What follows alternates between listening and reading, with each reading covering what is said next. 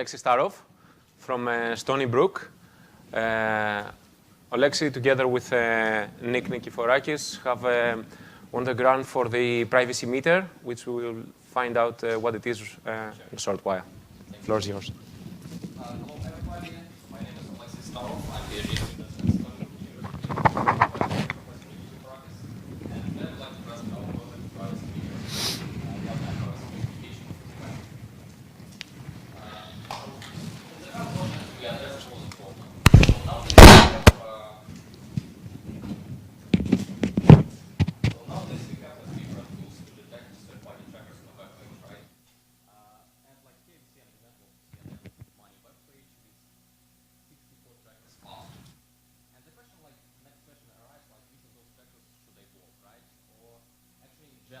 Is this a number of trackers is something dangerous, or is this okay for such kind of news website?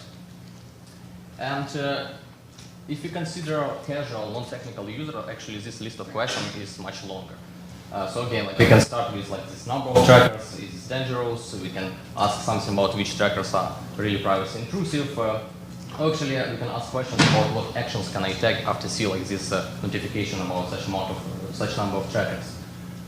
So because my information is already leaked, I'm already tracked, landed to this web page, right? So can I continue browsing or should I leave this website?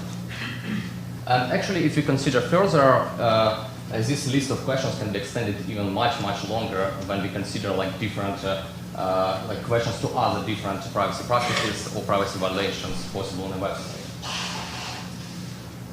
So to help with those questions, we propose a solution, a tool, PrivacyMeter, which is a browser extension with extensive background support, backend support, and it basically provides these 3 steps. So first of all, on the backend, we provide quantification of the web.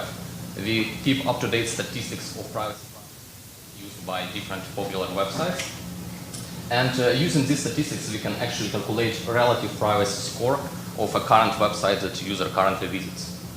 And this is a more meaningful privacy score.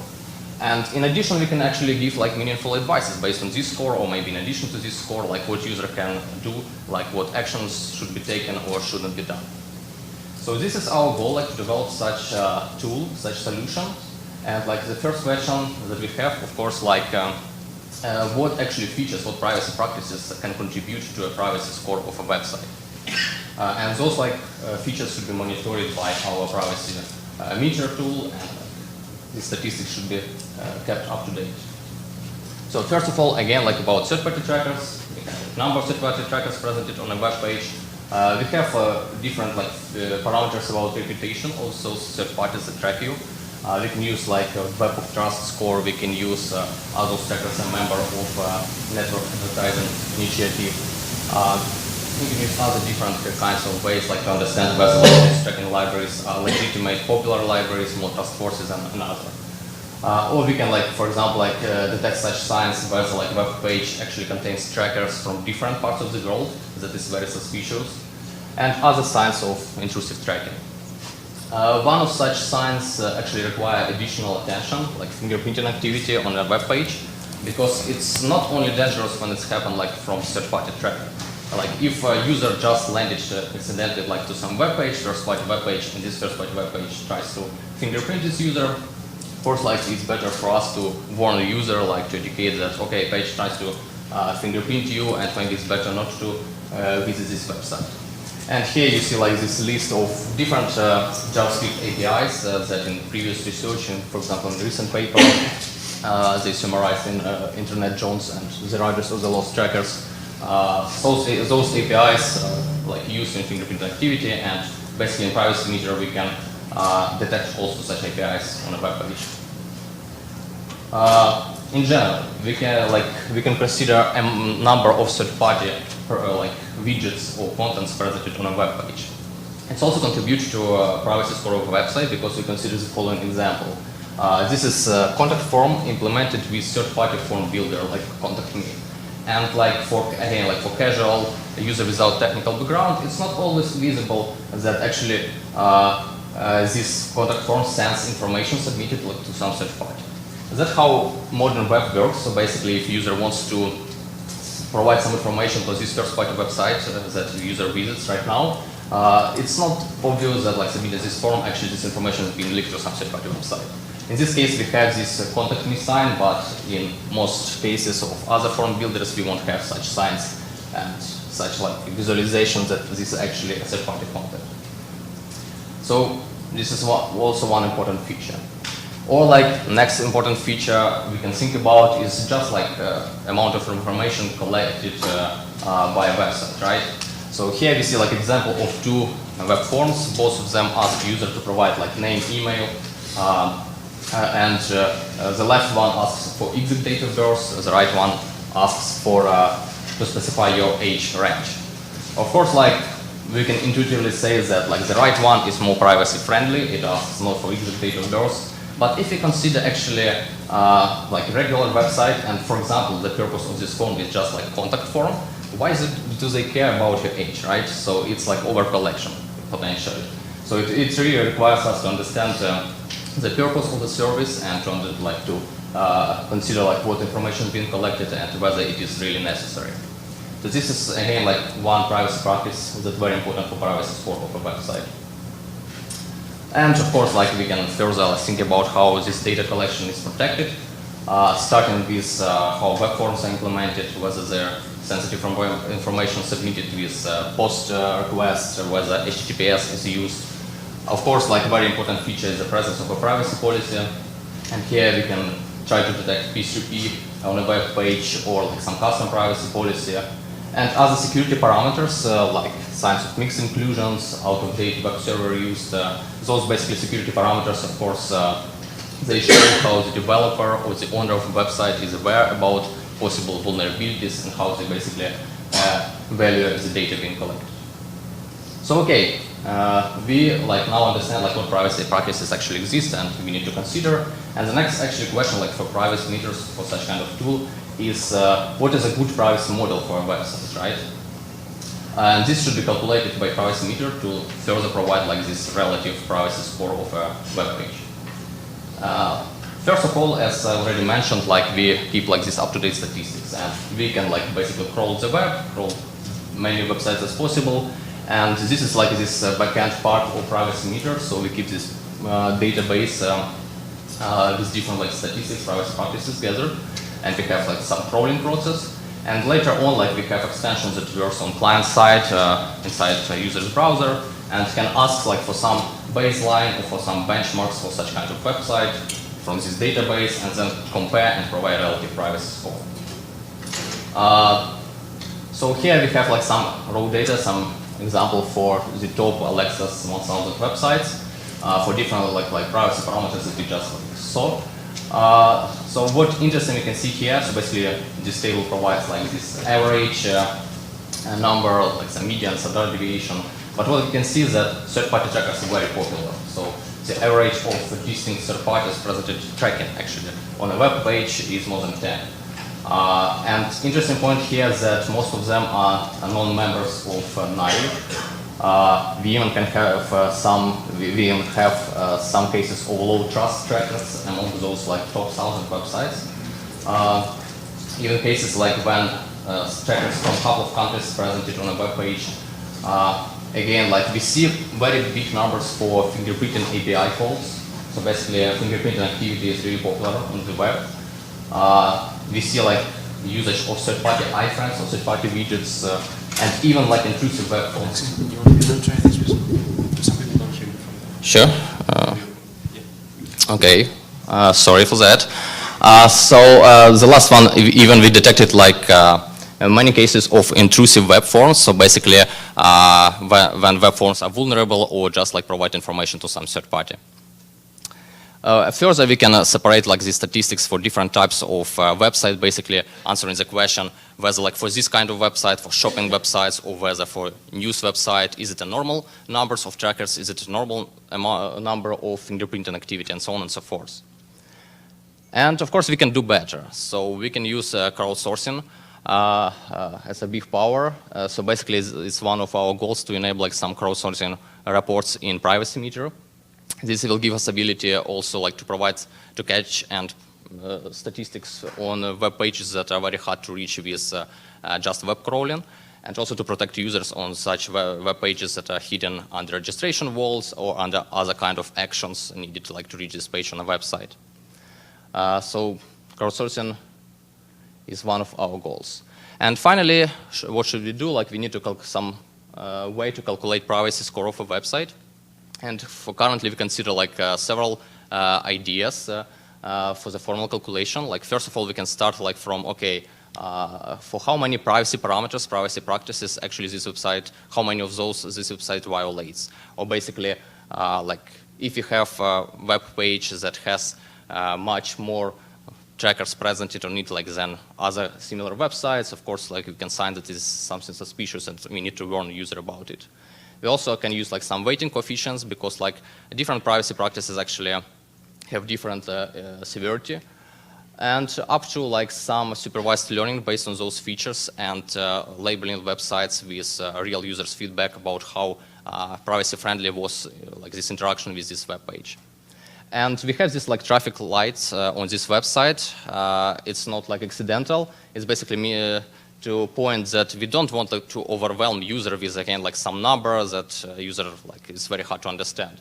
We actually will provide, of course, some intuitive signs, maybe only 3 colors. Basically, red means privacy intrusive website, and green one basically means privacy trustworthy website, and yellow something in between. And that basically corresponds to the next question we have, how can we provide this privacy score that and will be really helpful to a user.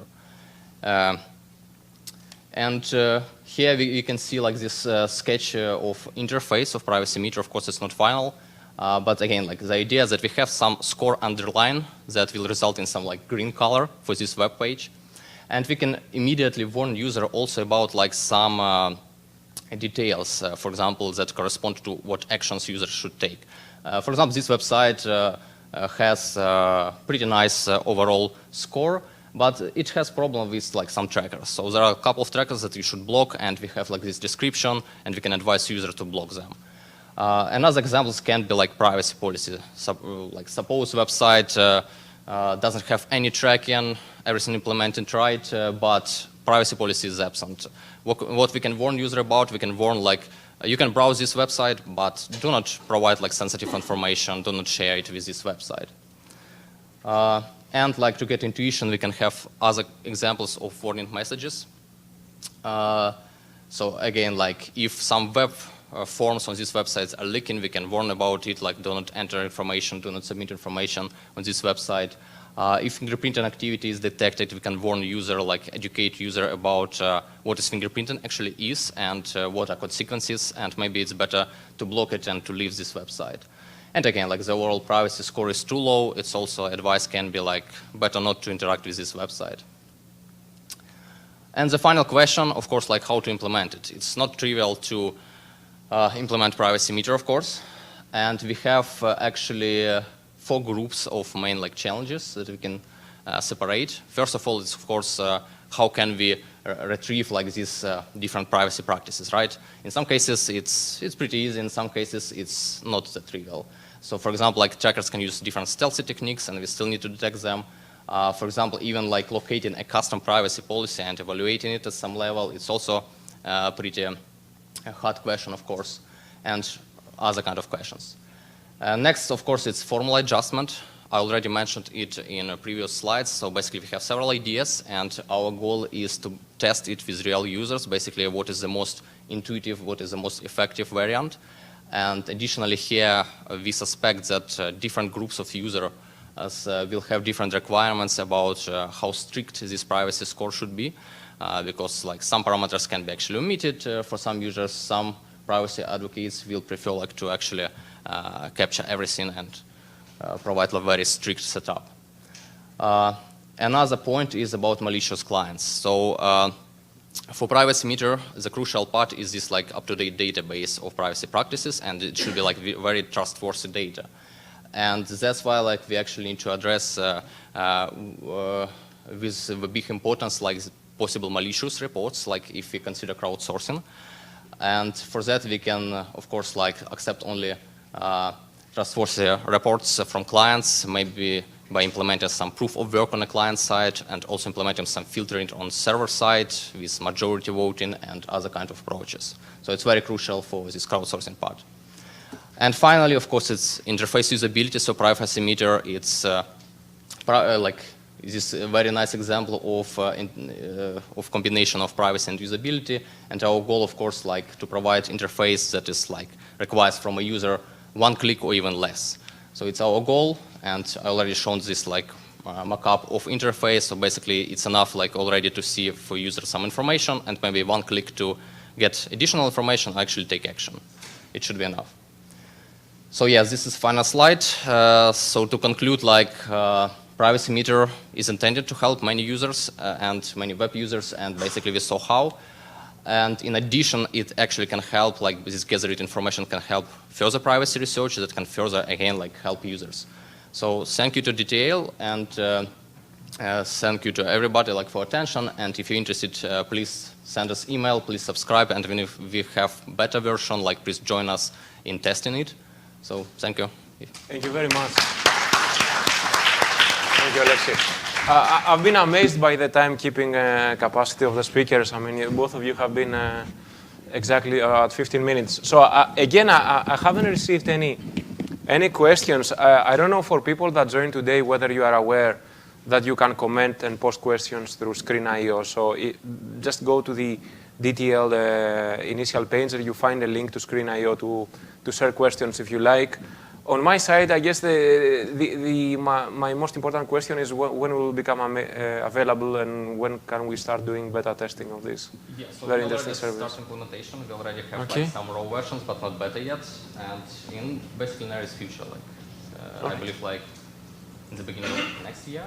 Yeah. So we will try like to send like a thread. Good. We'll try to help you. So questions from the audience? Yes, so Brian. I really like the idea, but one of the things I think you should probably also consider is there are some sites which do back-end server-side exchange of cookies and information, and they have bad practices. So you may only see first-party trackers and cookies, but they are doing server-side information exchange with like nasty tracking companies, data brokers. So how do you plan to take that into account? You mean like trackers that cooperate and exchange information, right? Sorry? You mean like some trackers that cooperate and exchange information? Yeah, at the back end, so it is not observable in the browser. Yes, I hope like these privacy practices that we currently consider, they are like some like like indicators, pretty nice indicators like and proof like in different researchers. So at least we'll start with this, and we'll try to incorporate as much information as possible. Of course, like server side sharing of information is more tricky to understand, but if you have like some information about basically trustworthiness of a business that represents this website that provides this service, we can like basically indirectly consider whether they will evaluate your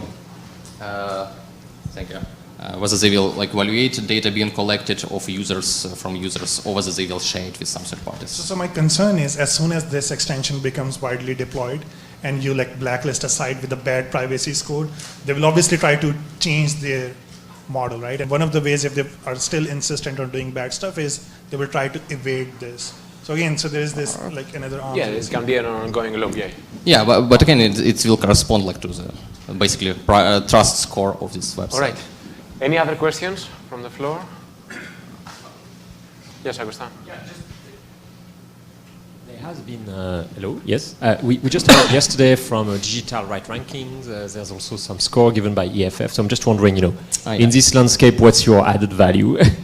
Sorry to be a bit controversial.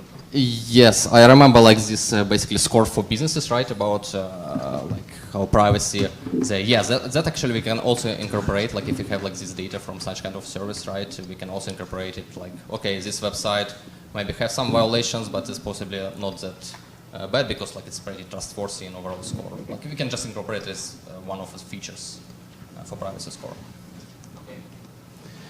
Okay, so thanks again Thank you. for the talk. And